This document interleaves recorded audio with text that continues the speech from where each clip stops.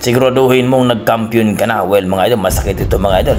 Dahil itong si Cuadras Casimero, naging former 3 Division World Champion ito.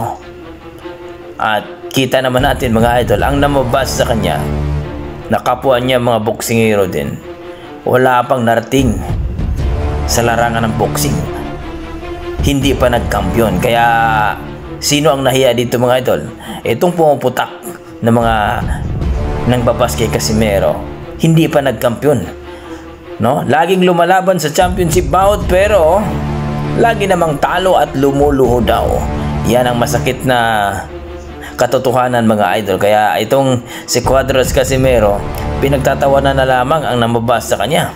Ayon kay Cuadras Casimero, siguraduhin nyo muna na mag-champion kayo o nag-champion na kayo bago kayo mamabas sa akin. Dahil ako, hindi ako lumuluhod o gumagapang